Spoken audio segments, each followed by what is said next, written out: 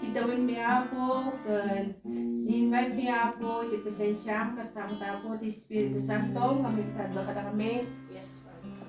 Tayo suna o Diyos, iti mang-control tiday kay Apo, nga diso, suna Apo, iti mang-tagkada kami, iti balay, iti suna Apo, iti mang-tagkada kami, iti panakaidalan, kasama Apo, iti waya-waya, kat panakatarus una, Apo, iti amatin niya sa un. Yaman kami Apo, iti Espiritu Santo Apo, sa iti may daldalan kada kami, mang-tagkada kami Apo, iti liwliwa, kasama Apo, iti panakaidalan. Dadayo ka unay Apo, gamitan tanong ka. Belisyon ang marudo Diyos, dagiti aramidin mi, ang runanan dagiti sa mga Apo may panayag, kana kami Apo ti Espiritu, dagiti puso Apo na pakumbaba. Amen. Kadto kastaw Diyos, dagiti sa Apo, nandaman Apo, dagiti pakasairan mi Apo, kat awatin mi Apo, nga sila rago, sila ragsak. Tamumi Apo, sa dagiti o Diyos, tapi mapalintag dagiti anak mo, kat Apo, biyag da Apo nga santuan, na nakayayo, di tayo matanong. Amen. Lawan na po, sila ako di magkikata ka na kami, di may ako di balay, Yes. magkikata ka ako, tinaga na po may Jesus, dinamot namin dito. Amen. Amen. Amen. Amen. Hallelujah.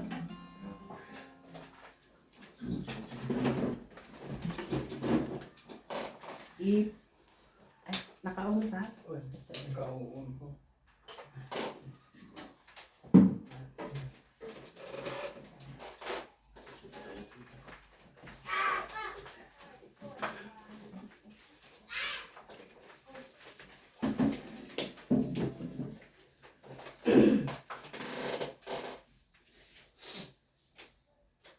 So, Tika?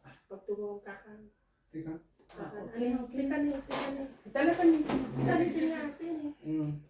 Di? Tika niya ito. Ano yung ito? Kasangin na. May latang Ito. May malatang na nung Naimbaga rabite aming kakabsat. Pagkiti Alcantara family, Bailon family, kasama ni Kabsat Kungling, Valdez's family. Ito iti pagtahanda, kasama iti Agustin family. Kada iti kakabsat tayo nga makijoin. Ni Manang nga Susan, ni Kabsat Joy. Da kayo naimbaga rabite Manang. Kada iti nga rod agadal kada iti sa o iti Apo. Basta ti Tagalog, Ilocano ti kahit yung na Tagalog. Kumpulyo. English?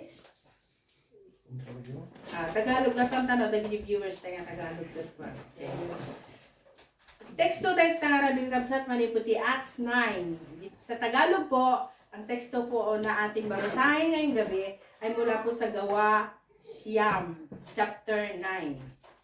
Ito po yung pagtawag kay Saulo. Saulo noon ang pangalan niya, pero nung napalitan na dahil nasa kanya ng Panginoon, ay naging Pablo na.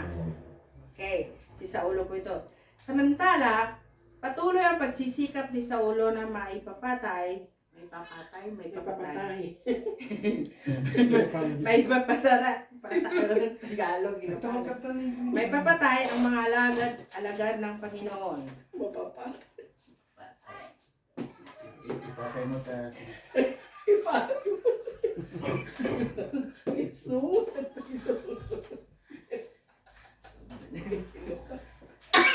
Okay, ulitin po natin mula po sa Acts 9 verse 1.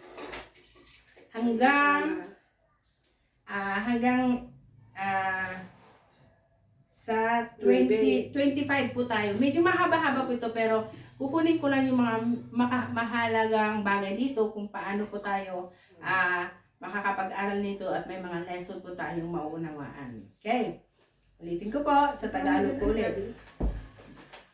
From verse 1, samantala, patuloy ang pagsisikap ni Saulo na maipapatay ang mga alagad ng Panginoon.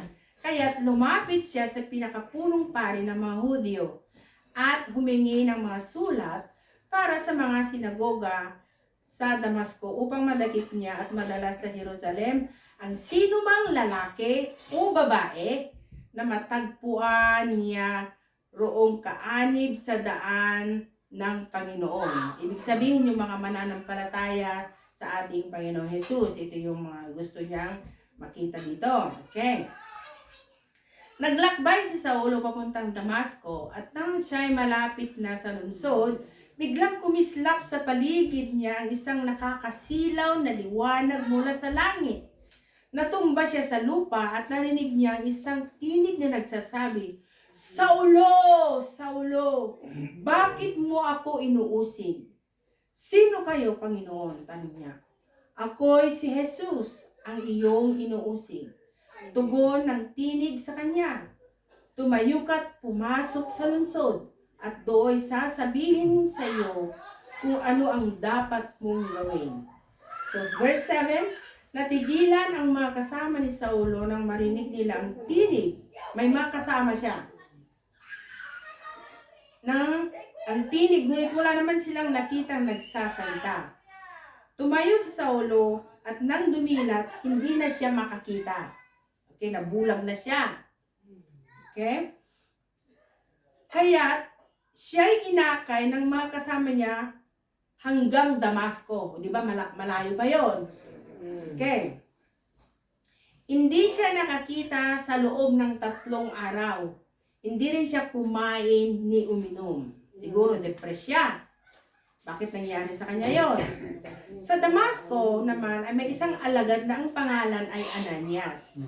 Tinawag siya ng Panginoon sa pamamagitan ng isang pangitain. Ito yung vision. "Ananias, ano po yun, Panginoon?" Tugon niya. Inutusan siya ng Panginoon, "Pumunta ka sa kalyeng tinatawag na Tuwid, sa bahay ni Judas, at ipagtanong mo ang isang lalaking taga-Tarso na ang pangalay Saulo. Siya'y nananalangin ngayon sa isang pangitain. Nakita kanyang pumasok sa kinaroroonan niya at pinatungan mo siya ng kamay upang siya'y makakitang muli." Sa verse 13, sumagot si Ananias, "Panginoon, marami na po ang nagbalita sa akin tungkol sa taong ito." So, tinutukoy dito si Saulo.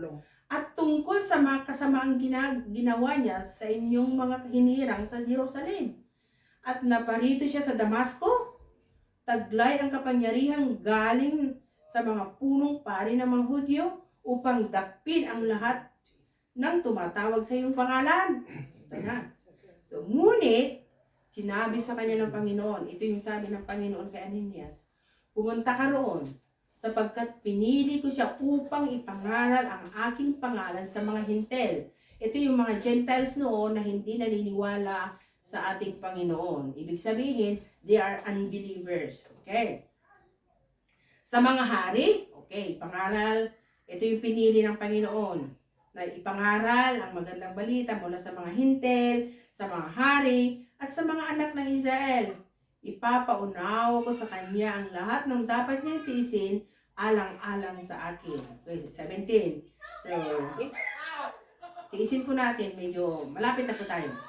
Pumunta nga si Ananias sa naturang bahay at ipinatong ang kanyang kamay kay Saulo. Sabi niya, "Kapatid na Saulo, pinapunta ako rito ng Panginoong Hesus na nagpakita sa iyo sa daan nang ikaw ay papunta rito. Isinugo niya ako upang muli kang makakita at upang mapuspos ka ng Espiritu Santo."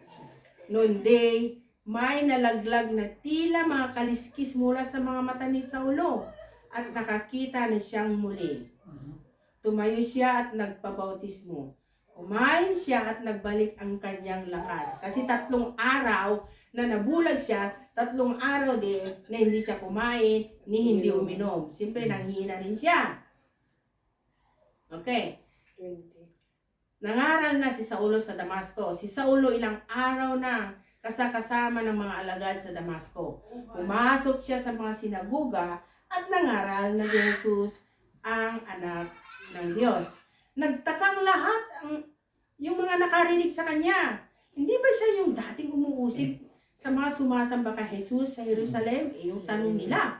Hindi ba't naparito siya upang sila'y dakpin at dalhing nakagapos sa mga punong hari? Tingnan natin, di ba? naparito siya upang sila idakpin kasi dinadakip niya yung mga mananampalataya on that time. Kilalang kilala siya. Hindi maganda yung background niya. Okay? Ngunit, eto na, number 22, tingnan po natin. Lalong naging mahusay si Saulo sa kanyang pangangaral. At nalito ang mga Hudyong naninirahan sa Damasco dahil sa kanyang matibay na magpapatunay na si Jesus ay siyang Kristo. 3 more verses. Pagkaraan ng maraming araw, nagkaisa ang mga Hudyo na patayin si Saulo. Eto na. Kasi parang, na ito traidor na ito Ang lumalabas kay Saulo ngayon, traidor na. Kinakampihan na niya yung mga mananampalataya kay Jesus. At naging na siya, sablay ba? Sablay. Ibig sabihin niya, traidor.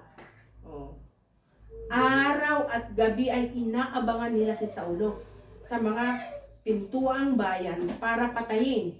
Ngunit nalaman niya ito. Paano nalaman ito? Yun ay sa tulong na rin ng Espiritu Santo na nasa kanya. Kaya isang gabi, nilagay siya ng kanyang mga alagad, mga kasama niya, sa isang malaking basket at ibinaba sa kabila ng pader. Ibig sabihin nito, kasi para i-preserve yung buhay niya, hindi siya mapatay, kaya gumawa ng paraan yung mga alagad niya. Pagpalain ng Diyos ang kanyang banal na salita. Okay. Ang pag-aralan po natin dito, yung background po dito ni Saulo ay hindi po maganda, sabi ko kanina, na siya ay patuloy na nagsisikap, agtultuloy isuna, pag-aramid, kadagito kayat na nga papatayon, dagiti alagad, uno dagiti Kristiyano nga tagapasurot ni ako nga Jesus. Okay? Iso nga, kitan tayo. Isuna nangala iti authorization. Nangala ti kasuratan kadagiti nangangato nga padi. Nga, dahito, nga authorization, iso ti pagdengdengelan na, nga dati right na, nga mangdusa, at dati right na, nga mangpapatay, at the right na, nga mangkabil-kabil, dagitoy nga pasurot na po tayo nga Hesus Kristo. Kat nung nga, datay nga rot kakabsat, nung mapantay makigimong amu tayo ni Saulo on that time. Kapag na tayo lalo di Ilocos City, kat awan iti ilugan me, awan pa iti motor me, at dati karag-karag iding traktor me, kuliglig nga kunada. Kat no amuda nga tayo papanami, kat mapanda man nagba-Bible study at ito yun, agab-abang iti ni Saulo. Well, pang-uran na kayo. At dati authorized na. Well, Mapan ka pa nga ta? Nagyakala di ulit di balayin. Among nga rod yun, authorized na. Dati ko talaga nga kalintugan na. Nga mangkabil king ka, mangpatay king ka, tiliwan na ka. Baludin na ka, kabil na ka, jay ka. Pagbaludan mo, kadagiti na nga to. Nga to ng misuna. So kakabsat, kitan tayo. Yung hindi, ado dagiti mapapatay, ado dagiti madusdus ang Kristiyano. Naggasat ka dito at ang katawanan. Kabuti pang mati. Amanda. Gabot. Kita nyo ti pamati da. Dalat tata. Kitam ko, kunana patuloy ang pagsisikap ni Saulo. Itutuloy na lata. Mata-mata, amuna ti dalan, dagiti mapan makigimo. Hindi nga agab-abang isuna. okay, ma'am. Tutuloy tayo kakabsat. Kunana dito at humingi ng mga surat para sa mga sinaguga sa Damasco upang madakip niya at madala sa Jerusalem ang sino mang lalaki at babae. Awan tayo na. Exemption na gayam. Pilpilyan na. Uray lalaki, uray babae. Siyempre, babae, numasikog. Okay lang. At talaga nga tiliwan na ka. Awan exemption na gayam iti. Makita na laki di kakabsat nga kaanib sa daan ng Panginoon kayo ng sawon. No kakadwa kayo po nga. Awan iti. Kayo kung sa awan dito, awan iti pera na. Awan asin na. Dikit din. Ano kasi ni sa ulo tata, awan asin na ti Kristiyano. Anapay tata, mabaling nga.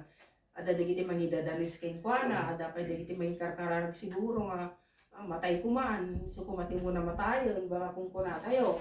So kumat na COVID ka na. Wala na COVID. Dagi dyan, dagiti arami. Takot tama. Kita tayo kakabsat. Di pa nagdalayasat na mapan iti Damascus kakabsat. Kat idi asidig isunan ijay ilin, natay latan. Kat adati bigla nga Kidlat. nga kumisla pati nagranyag, makasisirap, kunana dito kakabsat, naggapoy jay langit, kat uray la isuna kat napaklab. Mabaling ako natin nga nakimat. Nukas jay kabsat kada simik la bakas kat nagpaalam ang nakimat ko na tayo. Ngam day ti kabsat kat aramid iti apo. Tano nakimat ko makabsat naksat isuna. Hanmot di lang mata natin apiktaran, siguro di pinagkislap na. Naluto da di napanagama at lalat malagat na. Korliyak natin sa ganyan. Okay. So, idi ko nang iti may sa katimok ko na natin kabsat. Sa ulo.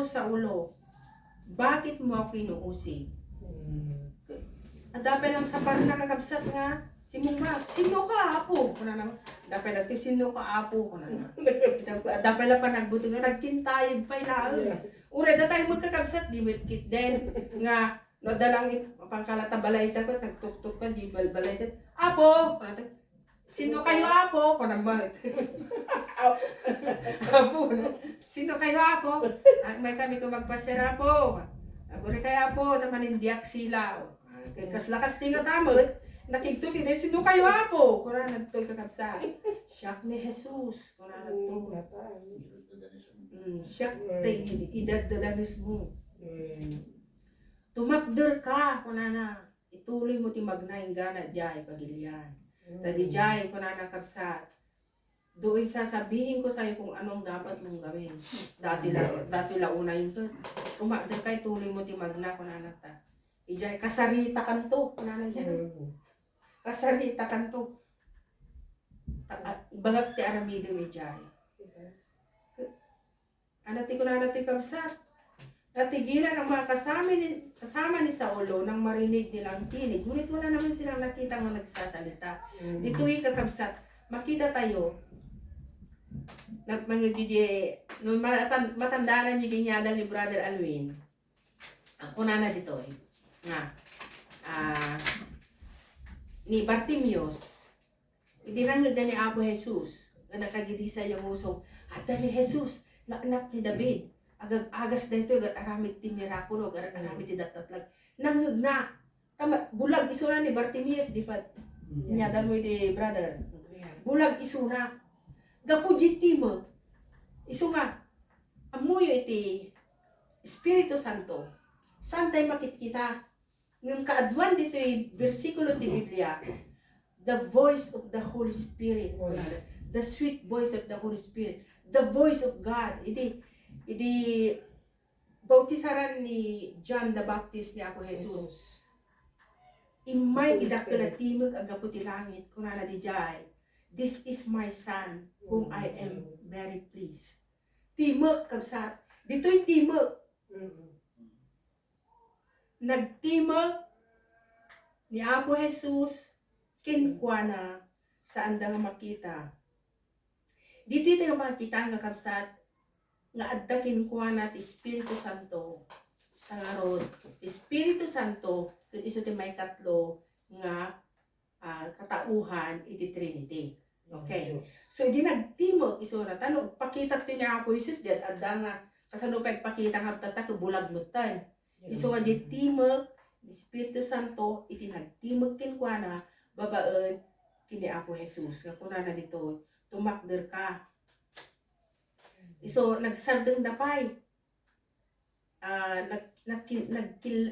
siyempre nagkila at da uray pa giti kakadwa ni Saulo so dagiti kakadwa ni Saulo kabsat dagiti dati mangrimrimpong nga kadwa na Iba may sana marimpong na nga ron mo, 20 dagiti pa makigimong. Iso aduda.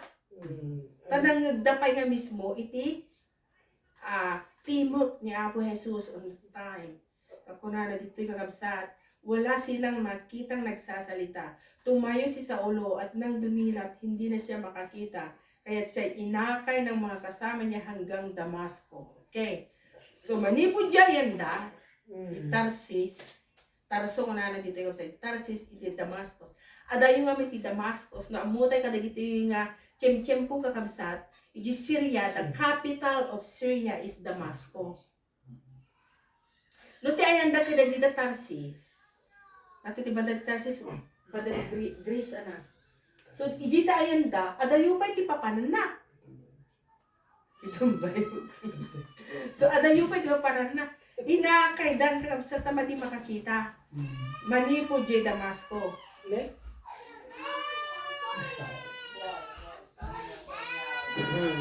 Manipod Damasco. Adayo ala yan. Grace. Hana makakita ikatanlo nga aldaw. Iso kakabsat, han iso na nga nang nangan, hindi siya uminom, hindi siya kumain sa loob ng 3 araw. Gaya na nasabi ko kanina, maaaring ito ay na-depress din siya. Bakit nangyari sa kanya? At maaaring naisip din niya mali na yung ginagawa niya. Kaya pinarusahan siya. Yung mga ganung bagay ba na tinatanggap ng kanyang sarili. Pero hindi niya alam dito na pag na-encounter niya ang Panginoong Yesus, ay merong mangyayari sa kanyang kakaiba. Eto nga siya. Ganyan din nangyayari sa atin. Minsan, may mga plano tayo na gagawin. May mga plano tayo hindi maganda. Pero, na-encounter natin ang Panginoon. At sa pagka-encounter natin sa Panginoon, yung pagkatagpo natin sa Panginoon, masabat tayo ni Apo Diyos, at darami din na nga nakakaskas daaw. Kaya na ka nga baguhin, kaya na ka nga balbaliwan, kaya na ka nga ilintag, kaya na nga aramidin tabiyag mo na kaya ayo kinkwa na ure anya itibiyag mo. So dito'y kakabsat, tinaramid ni Apo Diyos dito'y kakabsat.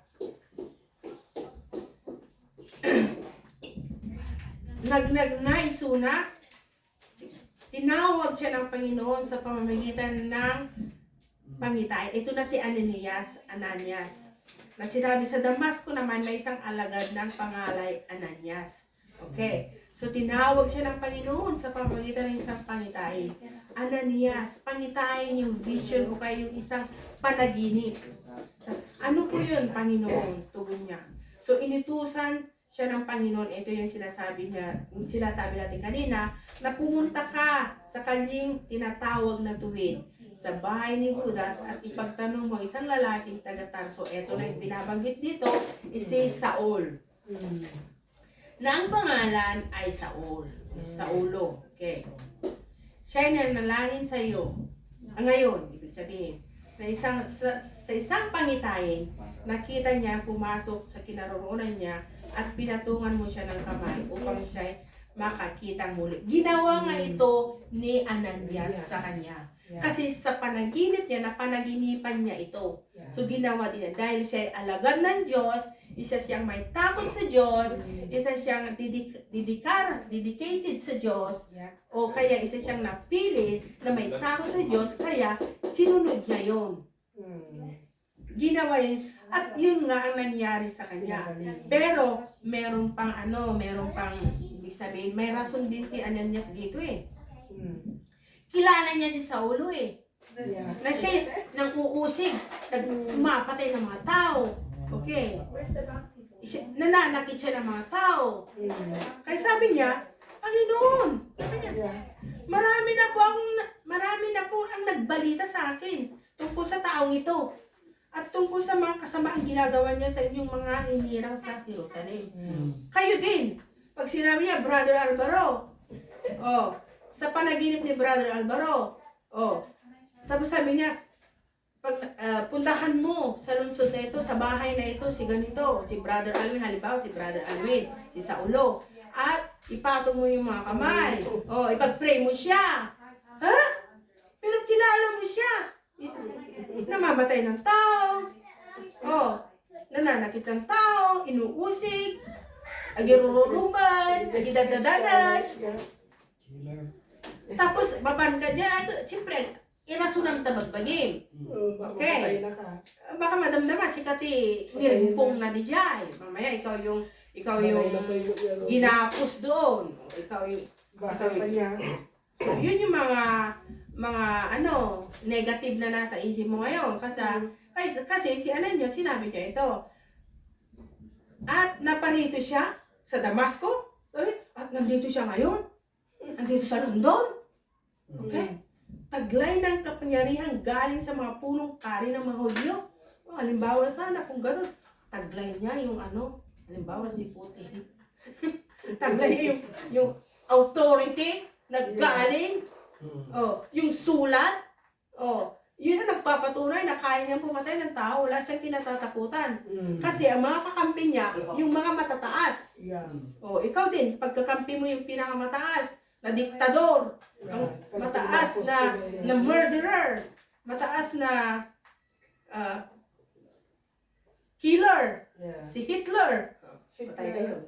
Di ba? Pagkakampi mo sila, meron kang may lakas loob kang gawin yung mga magpapapatay, baka mamaya sinasakal mo sila dahil okay lang. Okay, yun yung sabi ni Anania sa kanya. Okay. So, ngunit, sinabi sa kanya ng Panginoon, ito yung maganda. Pero nakakatakot pa rin. Pumunta ka roon, sapagkat pinili ko siya upang ipangaral ang aking pangalan sa mga hentil. See? Paano, Lord? Paano mo pinili ito?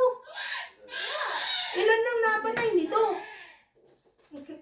Sa mga hari, gusto pang ipangaral ang pangalan ng Panginoong Hesus sa mga hari. Siguro yung mga hari na ito, kaya sabi natin kanina, sila yung mga mayayaman, sila yung mga makapangyarihan, sila yung may mga may authority, na dakmain lang yung mga mahihirap na mananampalataya. Siguro yun ang niya. Sa mga anak ng Israel, biruin mo. Yung mga anak ng Israel din ay kasama din dito. Maari yung mga anak ng mga taga-Israel, anak ng Israel, ibig sabihin, yung mga lahi ni Jacob noon, ay maari, wala na sila sa katuwiran. Gumagawa na sila ng mga hindi magagandang bagay. Nakalimutan na nila ang habag ng Diyos, nakalimutan na nila ang pangaral, nakalimutan na nila na may Diyos sila na pwede nating ikatakot. We need to fear God. Wala na yung fear of God. Hindi na sila nananampalataya. So, pagpatuloy po natin, sabi sa verse 16, ipapaunawa ko sa kanya ang lahat ng dapat niyang tiisin alang-alang sa akin. See? Tiisin ang maari, pag natawag na siya at naging alaga na siya ng Panginoon at mananampalataya na siya, maaaring mararanasan din niya yung pag-uusig na kagaya ng mga ginawa niya sa mga dating alaga ng Diyos. Kasi nabanggit dito, dapat niyang tiisin alang-alang sa akin. Kung anong inuutos ng Panginoon, maaaring gagawin din niya. Na dapat din niyang tiisin yung mga ginawa niya from the first place noon. Okay? So, si Ananias nga, sumunod sa Panginoon, pinakinggan niya yon. Pumunta nga si Ananias sa naturang bahay at ipinatong ang kanyang kamay kay Saulo. Okay? Sabi niya, kapatid niya Saulo, ayun. Kasi bulag na nga siya, hindi nakakita. Kapatid niya Saulo, sabi niya, pinapunta ako rito ng Panginoong Hesus na nagpakita sa iyo sa daan na ikaw ay pupunta dito. Maaaring nagulat din siya. Paano mo nalaman? Wala ka naman noon. Hindi niya alam na may pangitain. Nakiusap ang Panginoon kay Ananias sa pamamagitan ng panaginip. So ito na, sinasabi po dito na isinugo niya ako upang muli kang makakita at upang mapuspos ka ng Espiritu Santo. Napakahalaga po nito, mapuspos tayo ng Espiritu Santo. Amen. Meron kasing pagkakaiba kung yung mapuspos ka ng Espiritu Santo at yung Espiritu Santo ay residing in you. Kasi pag napuspos ka ng Espiritu Santo, nagkakaroon ka ng lakas na loob na ipahayag ang salita ng Panginoon anuman ang kalagayan mo sa buhay. Anuman ang nangyayari sa iyong kapaligiran. Pagpuspos ka ng banal na Espiritu ng Panginoon, wala kang kinatatakutan. Sa verse 18, noon din may nalaglag na tila mga kaliskis mula sa mata ni Saulo at nakakita siya muli. Eto na, naalis na yun. Ibig sabihin, nagbago na siya. Ito yung tinatawag po natin. Pag na-encounter natin, pag nagkatagpo tayo nagkatagpo tayo ng Panginoong Jesus, nung masabot tayo ni Apo Jesus, there's something new that going to happen in your life. Mababago ang buhay mo. Ito yung tinatawag natin na there is power in encountering ang Lord Jesus Christ. May kapangyarihan yung pagkatagpo mo sa ating Panginoong Jesus. Amen. Yung kaliskis dito na sinasabi, ito yung lumang ugali mo, yung lumang karakter mo, yung masamang ginagawa mo noon, dapat nang alisin. Pero hindi ito maalis hanggat hindi ka sumusuko, hanggat hindi ka nagpapakumbaba at isinusuko mo ang buhay mo sa ating Panginoon. Gumagamit ang Panginoon yung mga tao talaga na manalangin sa iyo, mga taong magbibigay sa iyo ng advice, mga taong may care sa iyo. Yun agiti tattao mangipat patudken ka. Dagita ti aramatan iti Apo. So tumayo siya at nagpabautismo. See, on that time, hindi na siya nag-atubili, hindi na sinabi sa susunod na araw nagpabautismo, sa susunod na linggo nagpabautismo. Hindi. Nung tumayo siya, agad siya nagpabautismo. Kasi walang nabanggit dito kung ilang araw, ilang minuto. Ibig sabihin, nag-decide na siya. Hindi na siya naghintay. Baka mamay may nangyari pa sa kanya, di ba?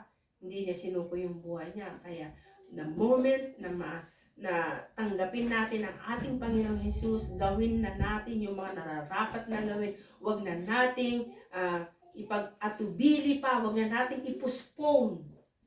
Do it right now. Sa lalong madaling panahon, na kagaya ng ginawa ni Saulo. Kumain siya at nagbalik ang kanyang lakas. So, on the time, automatically, maganda na yung appetite niya. Kasi, naging maluwag na yung kalooban niya.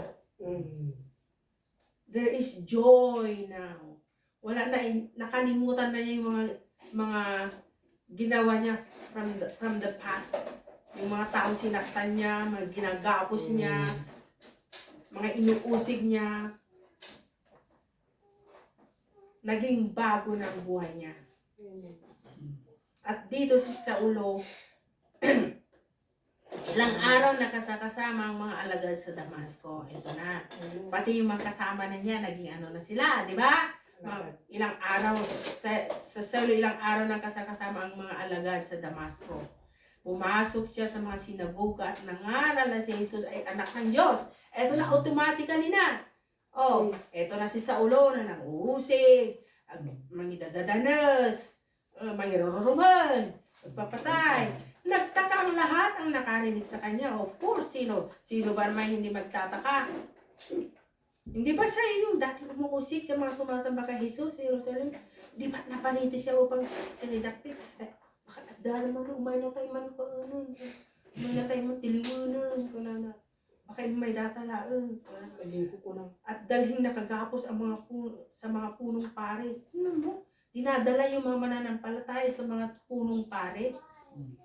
Pati dagiti punong pare mo, gayam ko, tagururay, damot gayam, iti marikrut mo, tuwan mo, dagiti marimpong ni Saulo, kung dagiti alagad na, ta-submit da ka na kita. Madimot idiana. So nagasat tayo kakabsat, awan sa marimrimpong tatang, nakaslakay mula na rimpong. Awan ti pagi sa tayo. Ay, hindi imay na natang. Nagkukam na lang sa rimpong. Rimpong ko di magbagi ko na pala. Narimpong kayo mo. Joke lang tayo. Okay. Itang imay pa na naman. Ang nadaktan yung Okay. Ngunit, lalong naging mahusay. So, the more na inuusig siya, the more na pinipintasan yung mga ginagawa niya ngayon, the more na napapansin yung mga ginagawa niya ngayon, ito maganda, lalong naging mahusay si Saulo sa kanyang pangangaral at nalito ang mga Hudyong naninirahan sa Damasco dahil sa kanyang matibay na pagpapatunay na si Jesus ang siyang Kristo. Amen. See? Hallelujah. Kasta kumamag ka na tayo. Damog mga iyaw na tayo, damor mo talagang agrugkut tayo agsilbi ti Apo. Amen. Damor nga iyaw na tayo, di na mo kanta ata, birkakak mo lang ta, I worship you! Kuram lang ta. Oray na ko pala, tintunado, awan, basta worship ka lang ta. Aday ta, nukulada, madinam mo data tayo agsala para tayo mo, agsala ka lang ta. Damor na inuusig ka, damor na pinipintasan ka. Amen. Sige lang. Amen. Lalong naging mahusay. Dapat lalo kang maging mahusay. Amen. Ipakita mo kadakwada na ikaw ay matibay ang pagpapatunay mo na si Jesus ay siyang si Kristo. Okay? So pagkaraan ng maraming araw, nagkaisang mga Hudyo na patay. Eto na! Patayin tayo, traitor tayo. Ito natin. Isubot ti kamkampiyan na. Ganyan din minsan. Pag hindi ka lalago sa mga iglesia na pinuntahan mo noong mga panahon na yon, o pumunta ka sa ngayon, kasi hahanapin mo kung saan ka mag-grow. Amen. May baganan to, traitor tayo. Baumlatan. Kailang. Araw at gabi ay inaabangan nila si Saulo sa pintuang bayan para patayin. Ngunit nalalaman niya ito. Ay, anong sabi ko kanina? Bakit niya nalalaman? Sapagkat nasa kanya ang Espiritu Santo. Siya yung nagsasabi at naririnig niya mismo ang tinig kung saan na dapat i-preserve ng Panginoon ang kanyang buhay. Huwag kang tumira dyan, huwag kang pumunta dyan. At sa pamamagitan din ng banal na Espiritu, yung kapangyarihan niya ay yung mga may nagagamit, may mga instrumento din na ginagamit para iligtas si Saulo. Ito mga maganda, yung pinakalas po natin at sinasabi dito, kaya't isang gabi, nilagay siya ng kanyang mga lagad sa isang malaking basket. Okay. At ibinaba sa kabila ng pader. Tingnan natin kung paano gagawa ng paraan ng Diyos para lang ma-preserve yung buhay ng kanyang piniling alagad. Gumagamit siya ng mga ganitong tao. So, ang aral po na may bibigay ko sa inyo mga kapatid. Si Saulo, mamamatay tao. Nabuusig, nanggagapos, nananakit, nasa kanya na lahat. Pero nalulugod ang Diyos sa kanya. Dahil, eto na, ibig sabihin nito, yun yung mga hinuhuli ng Diyos na gagamitin niya para iwarnak iti na imbag na damag. Tagbalinto nga isura is a living testimony. Yeah po. Isu kakabsat, Amen. uraan niya itibiyag mo tatangag dama. Kapatid, anuman ang hinaharap mo ngayon at kasalukuyang buhay mo, kasalukuyan kang namumuhay ng kasalanan, kasalukuyan kang namumuhay na hindi kaaya-aya sa Diyos. Pero pag na-encounter mo ang Panginoong Jesus, kaya niyang baguhin ang buhay mo. Amen. Kaya kanyang gamitin. Kaya kanyang ilagay para humayo. Ipalaganap mo ang magandang balita. Amen. At ikaw mismo, yung buhay mo, yun ang magpapatunay at magpapatibay na mayroong Hesukristo na nagbibigay sa atin ng buhay ng walang hanggan. Amen. Huwag mong sabihin na wala nang pagbabago ang buhay ko. Hindi ako gagamitin ng Diyos, hindi ako pinapansin ng Diyos. Huwag mong sabihin yan. Dahil kung titingnan natin ang buhay ni Saulo, mamamatay tao. Malupit yung mga ginagawa niya sa mga tao. Mananampalataya. Merong isang tao noon sa amin, pero naging born again siya. May kapilya doon. Alam niyo mga kapilya doon sa amin, mga pawid lang, tapos yung kawayan lang yung yung dingding. Pag nagpupuri mga born again, kumukuha siya ng bato, talagang uburan na.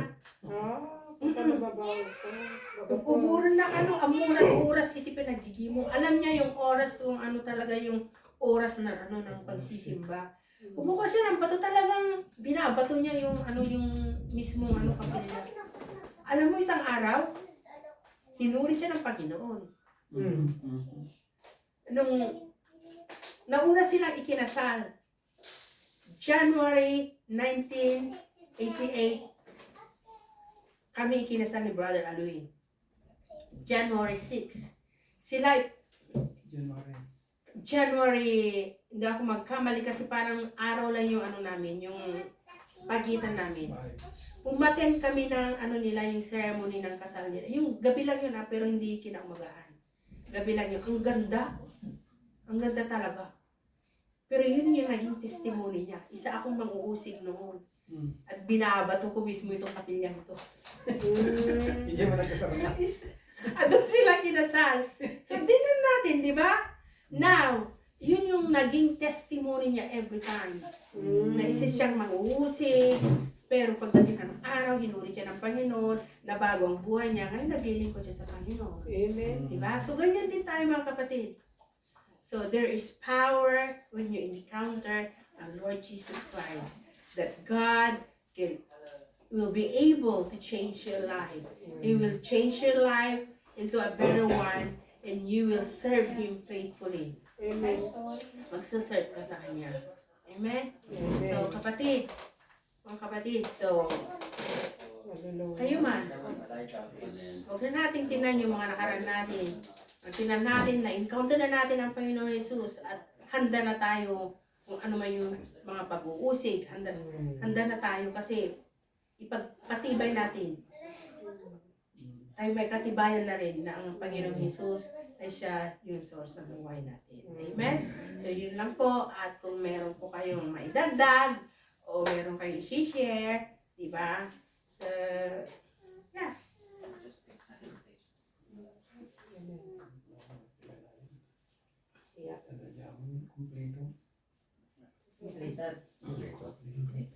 Okay. So, amen. So, mag-pray na po tayo. So, may I call Pastor to lead us in a closing prayer. Thank you, Lord. We bless your name, O God. We lift Amen. your name up, O God. Lahat ng pasasalamat at papuri ay binabalik namin sa iyo. Salamat sa Yes, pagkakataon binuklod mo kami, pinag-isa mo kami sa Espiritu at sa katotohanan. Amen. With a special purpose, O Lord. At nagkaisa kami na nag-aral sa iyong banal na salita na kung saan alam namin na katulad ng mga naunang Kristiyano ng Iglesia, ang isa sa mga patunay na sila ay nag-remain faithful Amen, Lord. ay sila ay nagpatuloy sa pag-aral Yeah. sa iyong banal na salita. So, napaka-importante sa amin pag-aral para ito'y magiging meron kaming kapitan at wini-withdraw, Panginoon, sa mga verses, sa mga salita. Salamat sa buhay ni Pablo, Panginoon, na aming napag-aralan ngayon na kung saan anuman yung ang challenge ng nagturo ay anuman ang kalagayan ng bawat isa, Panginoon, ay maging hindi kulang man sa pag-aaral, unlearn, hindi nag-aral, kahit hindi nag-high school o anuman, kung pupunin ka ng Panginoon, gusto ka niyang gamitin. Kung ang buhay mo ay isang panahon ay ikaw ang taga-persecute ng mga Christian, isang panahon baka ikaw naman ay bigla na kang masilwan ni Apo kasi sa rin na ka. So, sana Panginoon, tulungan mo kami, ang aming mga taga-subaybay, taga-sunod sa aming live na streaming na ito ay pagkalooban mo po kami lahat ng iyong biyaya. With peace, joy in our heart, O Lord, and sana patuloy mo pong tulungan kami na isa puso, ipamuhay ang lahat ng aming mga pinapag-aralang salita. Turuan at tulungan mo po ang iyong naging tagapagturo, Panginoon. What a privilege to have teachers like Sister Hanilet and the rest of us. Lahat kami ginagamit mo. So Lord, sana ikay aming napaligaya, ikay aming napangiti sa aming mga pagsunod sa iyo dahil ang sa pamamagitan ng pagsunod ikaw ay napapaligaya. Yes, Lord. Lord, so I pray that continue to bless this fellowship, this group, Amen. maging ang aming mga taga-viewers, listeners, Amen. maging ang aming pag-practice. Yes, Father God. Binibigay namin lahat sa iyong mga mapagpalang kamay. Amen. Ano man yung kaya namin gawin. Kahit G-sharp ang kayang boses o anumang klaseng flat-flat dyan. Ano ang importante, the lesson for today, we submit everything to you at Amen. gagawin mo yung imposible. Yung Amen. parang hindi marunong magpakanta o sino man ay Yes. aya-aya at magiging kaganap-ganap at magiging nagbalin nga imposible dagiti outcome nga maginami deklarami ti may samanin na balegi ti Amen. panagtitipon mi nabigas ako dagiti imami dagiti bibig mi nga gikanta imami nga play the instrument sabi ko man nag-play kami ti may sama dagiti music kasla musiko iti langit ako Amen. Amen. bendisyonan dagiti agili bendisyonan dagiti agisuro dagiti game ti instrumento ano tara na kami may isabit dito magbaging niya ako pakawanem linisam dagiti puso panpanunod niya ako kahit aramidin na kami aming gamay kari nagsubmit kami kati authority mo ako Yes. Mabait tinagan ti Ama, ti Anak, ken ti Espiritu Santo, iyeg mi ani ti dawat ken kararag.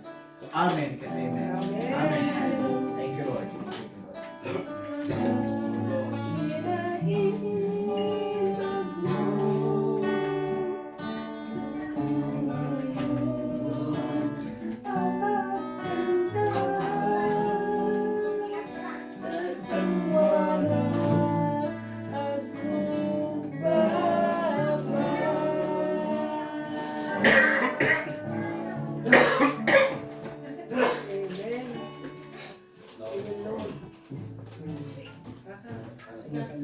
Mr. Tamol,